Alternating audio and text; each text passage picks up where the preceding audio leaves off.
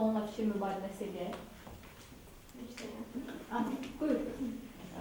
Mənə hansı argumentləri gətirə bilərsən ki, tamamilə mənim fikrimi əksidir? Mən yazmışam ki, bəzi zamanlar hətta valideynlərin hərəkətlərinə şahid oluruq. Sonra valideyn iş hissəsini uşaqdan çıxardır. Deməli, gəl bir üzərindən danışaq. Mən düşünmüşəm ki, burada şahidliyin şahidliyin özündədir. Amma sən mənə bir argument gətirmirsən ki, hətta dəlillə, sübutla demirsən ki, özün də şahidi olmuşam ki, bəzən problemlər valideynlərin özündədir. Okay. Bu inandıq. Buna inandıq. Amma həmişə yox. Həmişə yox. Okay. İkinci. Valideyn iş hissəsini uşaqdan çıxardır.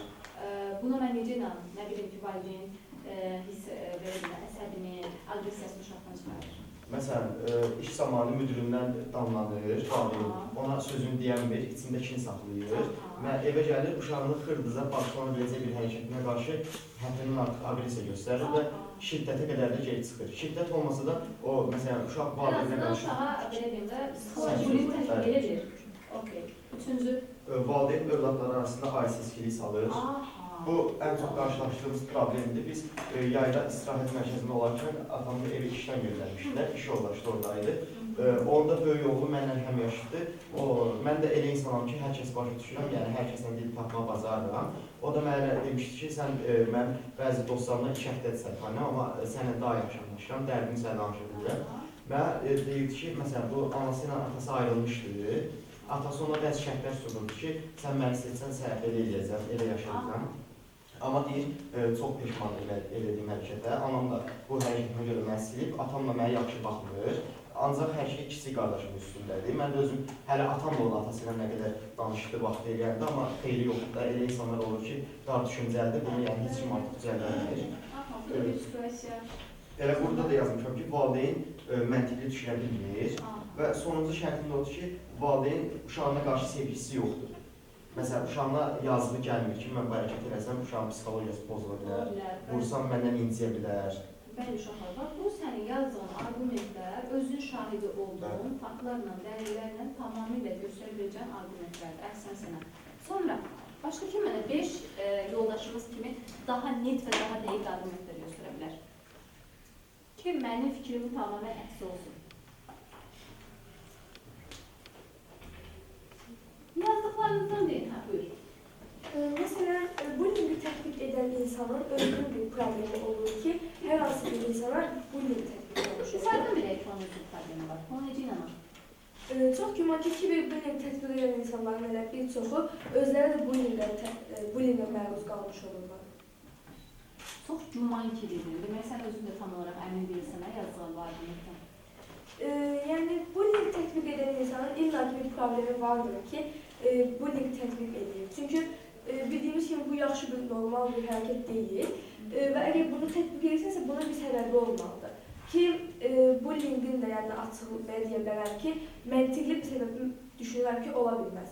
Çünki əgər birinə, belə deyim, pis rəftar edirsənsə, onu alçaldırsansa, yəni bunun məntiqli bir açıqlaması ola bilmir. Amma əgər sən, məsələn, kiməsə dediyim kimi, əgər əsəbləşmisənsə, kimsə sənə həmin rəftarı göstəribsə və sən bunu görüb, digərlərinə bunu edirsənsə, bu deməkdir ki, sən özün də bullying olmalısan.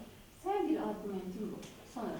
Sonra kiberbullying zamanı, məsələn, qarşısındakı deyə bilər ki, sən onda əgər sosial media istifadə eləmə, mən də səni bullyingə məruz qalma.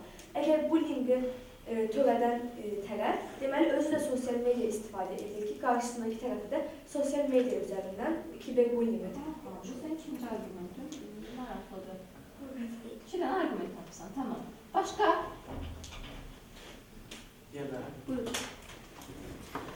Kiberbullying edən şəxsin ümumiyyətlə görə bunu demək olarkən dəqiqliylə onun demək olar ki, yaşadığı məktəb və yaxud da ailədə problem ola bilər. Məsələn, onun valideynlərinin arasında bir problem ola bilər. Hətta yəni, sinif yoldaşları... Ola bilər, yoxsa şahidi olmuşsan? Yox, şahid olmuşum. Şahid olmadığını söyləyin. Ola bilər, yəni ola bilər ki, yəni kiberbullying etmək, yəni... Ola bilər ki, yox. Mənə tam deyək, mənim fikrimi tamamilə belə deyəm, əksinə çevirəcək, tamamilə net fikir demək lazım. Sinif yoldaşını yəni belə görmüşəm, yəni... Görmüşsən, şahidi olmuşsun. Bəli. Orada, yəni, necə deyim, həm onun ola bilər valideynləri ilə bir problemi olsun, yəni ona demək olar ki, yəni valideynləri ona qarşı biraz yaxşı münasibət bəsləməyib ki, hətta ola bilər ki, dostları onu yəni təkləyə bilərlər, yəni ona qarşı bullying və yaxud da zorakılıq edə bilərlər. Yəni fiziki də ola bilər, bu şifahi də ola bilər. Onun məsələn məktəbdə yaşadığı problemdən asılı ola bilər hər şey. Öz dostları məsələn onun arxasından iş çevirmək və yaxud da onu təkləmək kimi bir problemləri ola bilər. Yaxşı. Görün yoldaşınız nə deyir? Bullyinglə rastlaşan uşaqlar yəni özünə qapanıq olur, yəni heç bir kəslə danışmaq istəmir, yəni cəmiyyət içinə qatılmaq istəmir. Fiziki bullyinglə rastlaşan uşaqlar isə daha çox öz ailələrinin öz travmalarını yəni götürür. Məsələn, öz valideynləri tərəfindən bullyinglə rastlaşırsa, fiziki bullyinglə, onlar da öz uşaqlarını elə böyüdür. Yəni fiziki bullying göstərmək, məsələn, döyməklə, vurmaqla. Yəni bir də ki, valideynlər uşaqlarını öz istəkləri ilə böyüdür. Məsələn, deyir ki, sən həkim olmalısan. Yəni uşaqlar da öz istədiyi bir peşəyə sahib ola bilmir. Yəni ailələrinin öz istəkləri ilə böyüyür. Bir də ki, fikir azadlığı olmur. Məsələn, uşaqların fikirləri və ya düşüncələri onlar üçün önəmsiz olur. Yəni uşaqlar fikirlərini deyəndə onlar deyir ki, sənin fikrin mənim üçün önəmsizdir. Məsələn, daha reallıqdan danışsa belə olur. Yəni uşaqlar da düşünür ki, mənim fikrim əgər önəmsizdirsə, deməli ailəmin fikri, valideynlərimin fikri daha önəmlidir. Yəni onların uşaqlar psixolojik bullying olur. Hər zaman ailələrindən fikir gözlər. Məsələn, öz fikir azadlığı olmur.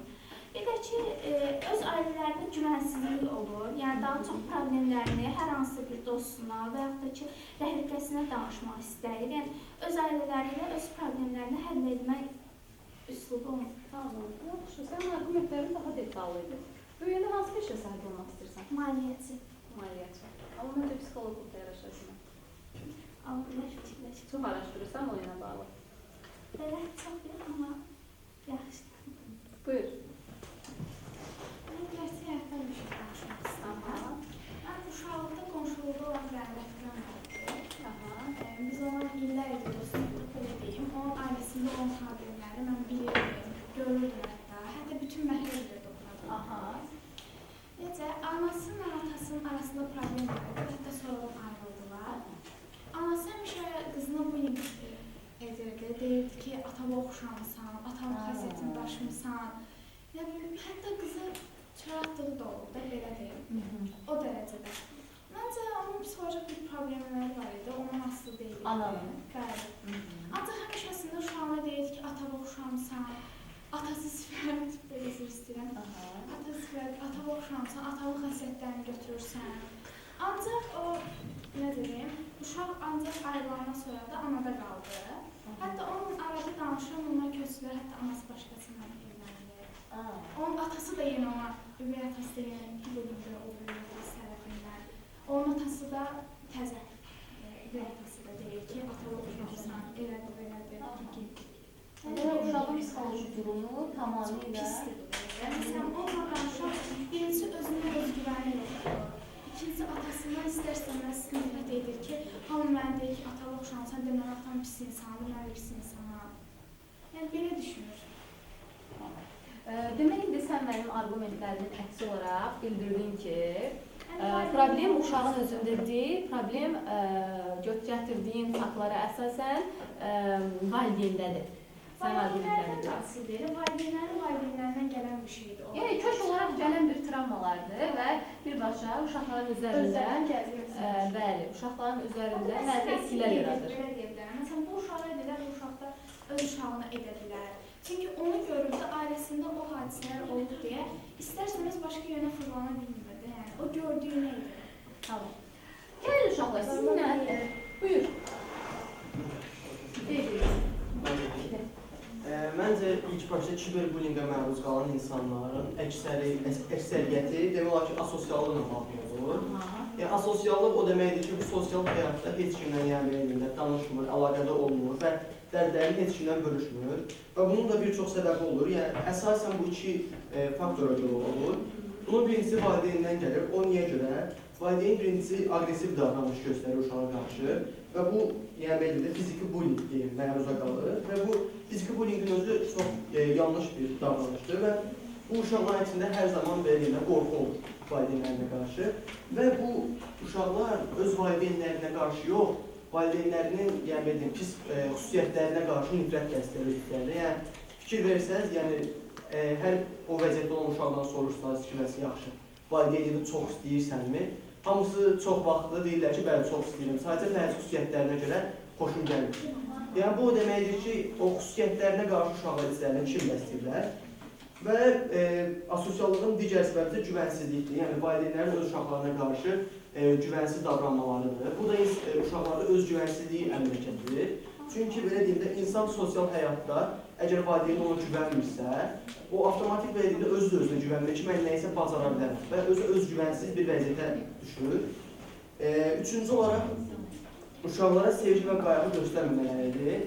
Uşaqlara sevgi və qayğı göstərmədikləri zaman yəni uşaqların bir çox əksəriyyət faizi öz yəni belə deyim də, qayğını belə deyim, başqalarında axtarırlar. Yəni bu vaxtda ya belə deyim, məktəb və ya kurs şəraitində başqa bir dostlarına və yaxud da ki, onları heç tanımayan sosial media platformalarında fərqli bir insanlara qarşı, yəni öz dərdlərini danışırlar. Yəni onlardan da belə deyim, biraz qayğı görən kimi düşünürlər ki, bu mənim üçün ən yaxşı seçimdə, ən yaxın dostumdur, hər dərdimi bölüşə bilərəm. Amma kiberbullying edən şəxslər də belə bir strategiya yürüdür ki, ilk başda belə deyim də şinişləşdirirlər, onlara qarşı qayğı göstərirlər və özlərini yaxşı biri kimi göstərib, onların problemlərini onlardan aldıqdan sonra onlara qarşı istifadə edirlər. Və bu valideyn problemləri ilə bir yerdə insanların gündəlik həyatında olan problemləri, yəni məktəb, kurs və ya hazırlıqlarda başına gələn problemləri nəzərə almaq olar. Bunlar da asosiallığa gətirir. Nəyə görə? Çünki belə deyim də, çoxluq həmişə azlığa tabidir. Və azlıq da çox vaxt fiziki cəhətlərə verir. Məsəl üçün, birinin boyu balacadır deyə onu belində türklərin dilinə dışlayırlar. Və yaxud da ki, yəni boy olması fərqli bir düşüncə cəhətdən də ola bilər bu. Düşüncəniz fərqli olması. Fakt etdik ki, mənim fikrimin əksi olsun. Bunlar hamısı eksin əksidir. Yəni uşaqda yox, əslində qalsa onun ətraf mühitində problem. Yəni əslində yazdıqların çox belə deyim, yaxşı mövqedə yanaşmırsan. Amma bir dənə fakt deməyin bəs edir. Bu qədər belə var ki, fırlan, sonra gəl mərkəzdə. Daha belə düppə-düzə gələ bilərdin də bura. Yəni mənim fikrimcə əsas problemi ətraf mühit və valideynlərdə olur. Əsas problem ətraf mühit və valideynlərdə olur. İndi uşaqlar, gəlin kiberbullyingə məruz qalan uşaqların duyğularını, onların hisslərini, onları bir emoji halına gətirib, onların duyğularını, hisslərini, düşüncələrini anlayaq. İndi burada mən çəkmişəm, bax, daim gülən yüzdür, daim belə deyəm, keyfsizdir, mutsuzdur və daim düşüncəlidir. Sizcə, bu uşaqların, bunu bir 3 uşaq üzərində götürsək, bu 3 uşağın, üçü də kiberbullyingə uğrayan uşaqdır. Sizcə, bu kiberbullyingə uğrayan uşaq nə hiss edir?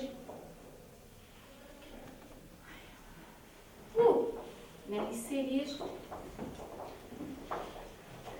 Və bu daim bir düşüncəli olan nə hiss edir? Yazsaq daha yaxşı olar. Çünki yazaraq biz daha çox şeyləri görürük, daha çox şeyləri anlayırıq və daha yaxşı düşünə bilirik. Mən bunların hər birini sizə yazdım. Nasıl bunları görəsiniz?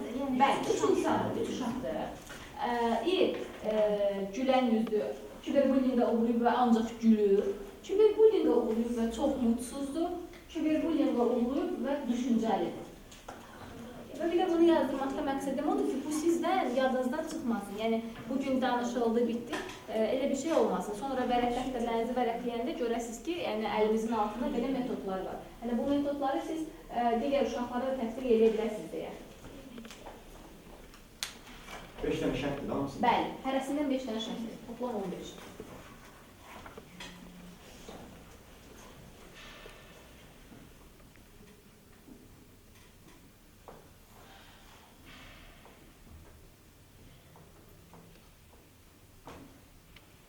Biri gülən yüzdür, biri mutsuz olan bir uşaqdır, biri daim düşüncəli olan bir uşaqdır. Bu uşaqların üçü də kiberbullyingə uğrayıb. Amma nə düşünürlər? Mən onların düşüncələrini yazacaqsam. Və niyə görə gülürlər, niyə görə mutsuzdurlar, nələr düşünürlər, o düşüncəli olan uşaq nə düşünür, niyə bu qədər düşüncəlidir?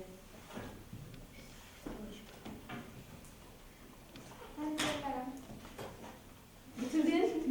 Gözləyən hamı bitirsin sonra. Səndən kopya eləməsinlər.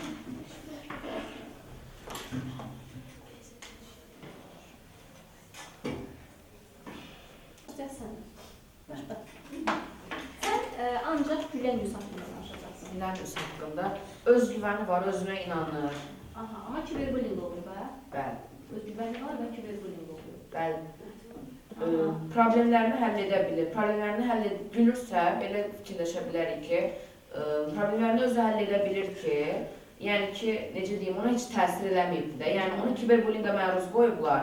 Ancaq o 10 üstünə gedibdir. Bunu da 4-də də yazmışam ki, haqqını hər zaman tələb etməyi bacarır. Ona kiberbullyingə məruz qoyublar, ancaq o haqqını tələb edər. Həmin xoşbəxtdir. Kiberbullyingə məruz qoyan tərəfi necə deyim, onu əzməsinə icazə verməyibdir. Amma bağlı məlumatı var. Hər kəsə öz sözünü deyə bilir, məlumatı da var. Yaxşı, o düşünən üzü səndir. Düşünən üzüdür. Mən bu sinifimlə razı deyiləm. Aha, hansı istəyəsən razı olmadın?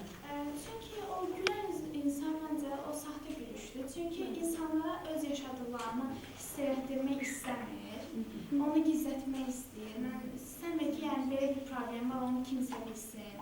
Özünü belə özgüvəni kimi aparır ki, yəni mənim belə problemlərim yoxdur. Ancaq içində təbii ki də o hissi yaşayır. Aha, şimdi bir mövzudur ki, hər kəs bu mövzuya fərqli aspektlərdən yanaşa bilər. Yəni, yoldaşımızın yanaşma tərzi o tərzdəydi. İndi sənin bu düşünən üzlə bağlı yanaşma tərzinə baxaq. Düşünən üzrə məncə günahın kimdə olduğunu düşünür. Mən nə eləmişəm ki, valideynim mənə bu bullying edir. Və yaxud mən nə eləmişəm ki, dostum mənə bu bullying edir. Mən o qədər düz insan deyiləm ki, mənə belə bir şey edir. Məncə elə düşünür. Bir də ki, ailəsi edirsə, kimləsə yaxınçılıq qursam, o da mənə bunu edərmi? Yəni, insanlara qarşı öz şey olur da, yəni güvənmir. Güvənsizdir. Güvənsiz. Aha, yaxşı. Bəs kim bu mutsuz üs haqqında danışar? Bu tərəf ümumiyyətlə çox pasiv tərəfdir. Ancaq 2 nəfər danışır, 3 nəfər danışır, digərləri qalır. Bu tərəf də onun kimi bir nəfər danışır tərəfi bu. 1-2 nəfər danışır buradan. Hə, buyur, sən danış. Bunu olmayan və bundan keyfsiz olan, mutsuz olan, bunu aşa bilməyəcəyini düşünür. Nə edəcəyini düşünür? Bunu yəni heç vaxt ancaq belə olacağını düşünür. Və özünü çox pis hiss edir və heç kimlə bunun haqqında danışa bilmir. Və buna qarşı məlumatsız olduğuna görə bunun başına gəldiyini düşünür və o çox keyfsiz olur. Aha, tamam. Yaxşı, xoşbəxtlə bağlı başqa kimin fikri var? Deyə belə. Başqa? Xoşbəxt olan insan əslində gözlə belə çox şey yaşayır içində. Duyğuları bir-birinə qarşılığı üçün belə edir. Yəni bilmir onu hiss eləsin. Çünki də gülməyin səbəbi istəmir ki, ətrafındaşlar bunu bilsin. Əgər bilir ki, ətrafındaşlar bunu bilsin, onu qınayacaqlar ki, yəni ki, sən pis adamsan ki və ya başqa cür adamsan ki, bunu sənə edirlər. Başqası yox, inəli sənə edirlər.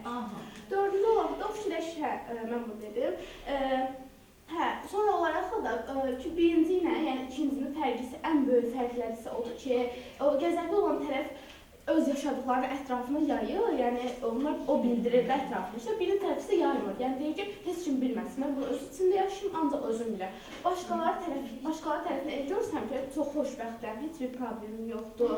Ancaq yaşadıqlarımı öz içində yaşayım. İkinci tərəf isə onun tam tərsi olaraq deyir ki, mən hamı gəzəbli olum, hamı bilsin, mən yaşayım, yəni qəzəbli olduğumu hamıya göstərir. Tamam, yaxşı. O zaman sən mənə bu düşünən üz haqqında bir görə nə düşünürsən? Məncə düşünən üz, yəni adından da göründüyü kimi hər şeyə məncə çox beynində fikirləşən, hər şeyi detallıca düşünən bir insandır. Mən yazmışam ki, onun məncə verəcəyi ilk sual niyə mən deyə ola bilər. Yəni mənim günah məndədirmi, ya da ki bu hadisə, situasiya nə zaman bitəcək, ya da ki onlar mənə bunu eləməkdə haqlıdırlarmı, və yaxud da ki yenə belə hallar yaşayacaqmı? Tamam. Deməli, uşaqlar, qeyd edədiyimiz bu, belə deyək də, strategiyalar deyək buna, bu yeni strategiyaları yəqin ki, hər biriniz tətbiqini tam olaraq mənimsədiniz. İndi, mən son olaraq sizin öz problemlərinizlə, öz narahatlıqlarınızla bağlı olaraq müraciət eləmək istəyirəm. Əgər hər hansısa belə bir kiberbullyingə uğramısınızsa, onu sual olaraq mənə yaxınlaşıb deyə bilərsiniz və biz onun öhdəsindən bir yerdə gələ bilərik. Mən yenə deyirəm, əgər biz özümüz o problemi içimizdə aşa bilməsək, başqalarına da dəstək ola bilməliyik, başqalarına da örnək ola bilməliyik, başqalarına da kömək edə bilməliyik.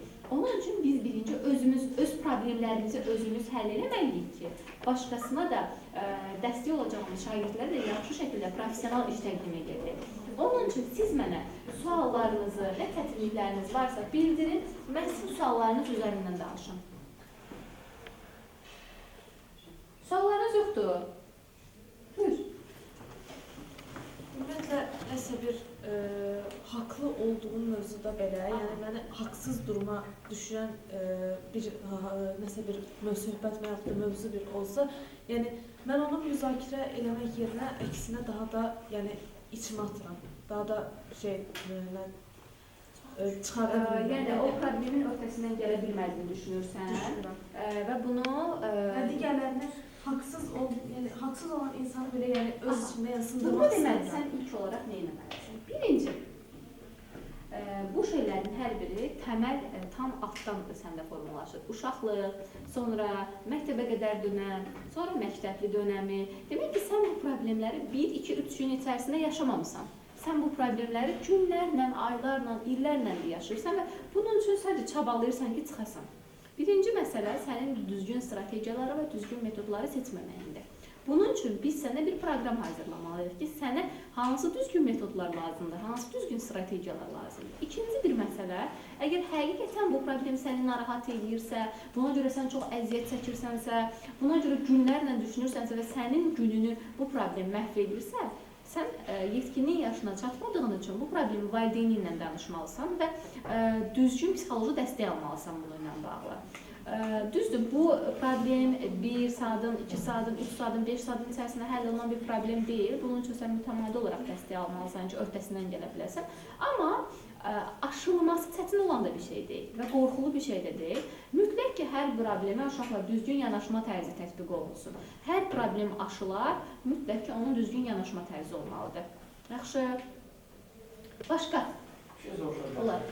Məsələn üçün, bizə bir nəfər müraciət edir ki, mən tutam ki, kiberbullyingə məruz qalmışam və biz o uşağın deyilində özgüvənli, yəni problemlərlə öz ayaqlarının üstündə başa çıxmağına kömək edirik. Bəs yaxşı, biz o vaxtda o kiberbullying edən tərəfi necə cəzalandıraq? Ümumiyyətlə, təhsil sistemində cəzanın olmasını bir psixoloq olaraq qarşıyam. Kiberbullying, kiberbullyingə məruz qalan uşaqla işləyirik, amma kiberbullying edən uşağa da, çünki kiberbullyingə məruz qalan uşaqdan çox, kiberbullying edən tərəfin problemləri çoxdur. Mənim sizə öyrətdiyim bu metodları, bu strategiyaları həmin uşağın üzərinizə tətbiq eləsək, normalda eyni nəticəni alacaqsınız. Çünki o kiberbullying edir, niyə? Özgüvəni aşağıdır. Kiberbullying edir, niyə? Ailə-daxili problemləri var. Kiberbullying edir, cəmiyyətdə özünə yer tapa bilmir. Kiberbullying edir, akademik göstəriciləri aşağıdır, dərsləri aşağı səviyyədədir. Onun üçün sizə öyrətdiyim bu metodları eyni zamanda kiberbullying edən tərəfə də etməniz daha yaxşı olar. Son buyur. Buyur.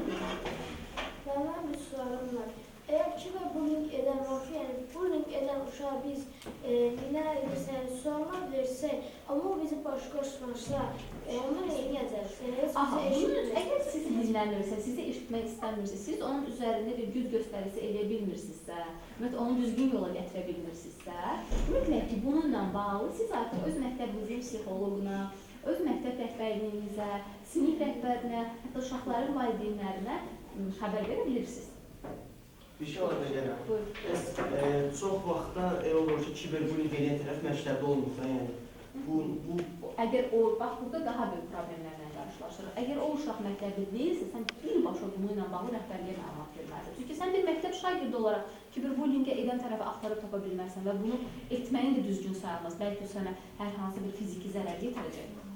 Bəlkə sənə hər hansısa bir zərbə vuracaq və ya bəlkə sənə hər hansısa bir elə bir şey eləyə bilər ki, sən bir məktəbli olaraq o problemin öhdəsindən çıxa bilməzsən. Ona görə siz bu işi zaten tək aparmayacaqsınız.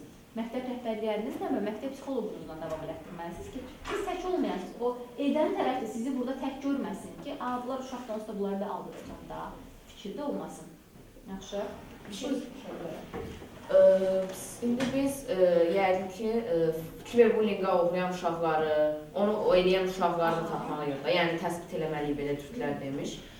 Siz bizə hər hansı bir metod tövsiyə görə bilərsinizmi ki, biz o uşağı daha tez, necə deyim, aşkar eləyə bilər ki, həm uğrayıbdır, həm kiberbullying eləyən tərəfdir, ya uğrayan tərəfdir. Baxın, əsas məsələ kiberbullying edən tərəflər daha çox, belə deyim də, öndə olan tərəflər olur. Məktəbin daha çox lider uşaqları, doğrusu liderlik qabiliyyəti aşağı olub, amma özünü lider kimi göstərən uşaqlar, sonra hər kəsi aşağılayan uşaqlar daha çox kiberbullying edən tərəflər olurlar.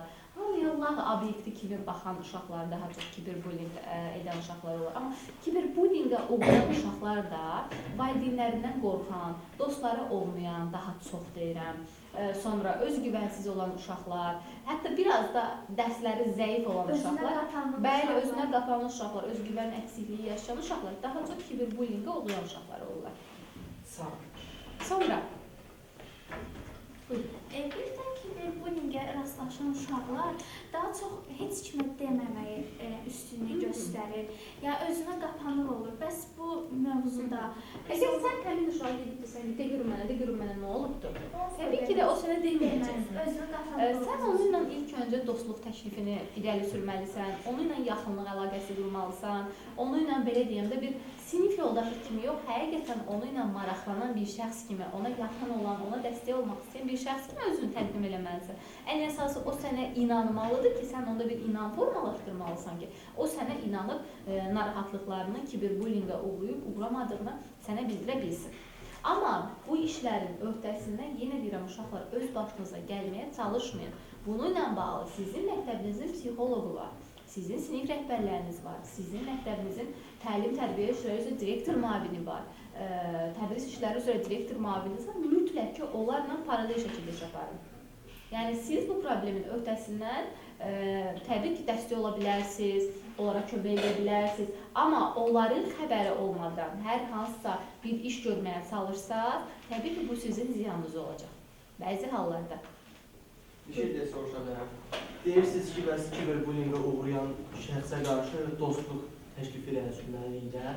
Amma ona kiberbullying edən şəxs də ilk başda ona qarşı eyni təkliflə irəli addım. Bu da maraqlı sualdır. Bax, bu da bir düşündürücü və çox maraqlı sualdır. O sənin dostluq təklifini rədd edə bilər. Sənin belə deyəndə ona olan yaxşı hisslərini, çünki kiberbullyingə uğrayıb da o uşaq, yaxşı hisslərini mənfi kimi dəyərləndirə bilər. Onun səni tanıması üçün müəyyən bir zamana ehtiyac var və sən özünə düzgün inandırma strategiyaları seçməlisən ki, o sənə həqiqətən düzgün olduğuna inana bilsin. Yəni, əgər sən də onun kimi yanaşsan, qalıb ki, o kiberbullying edən tərəf ona nə hansı strategiyada yanaşır, bilmirəm. Amma onun kimi yanaşmağa çalışsan, təbii ki, o sənə inanmayacaq, heç vaxt səninlə əlaqə qurmayacaq. Və bunu əgər ki, görürsən, çözə bilmirsən, o sənə heç də demir, danışmır, daha da uzaq gəzməyə çalışır. Bunu mütəxəssisə, yəni məktəbinizin psixoloquna müraciət et, o sənə kömək olsun. Yəni, düzgün yanaşma tərzlərini də ondan öyrənə bilirsiniz. Məktəb psixoloqları nə üçündür? Sizə dəstək olmaqdan ötürü, sizin yanınızda olmaqdan ötürü, istənilən problemi belə deyim də, sizdən uzaqlaşdırmaqdan ötürü, hər problemdə sizə dəstək olmaqdan ötürü, yəni bunun üçün mütləq ki, məktəbinizin psixoloqlarına yaxınlaşa bilirsiniz. Aha, belə, başqa sual.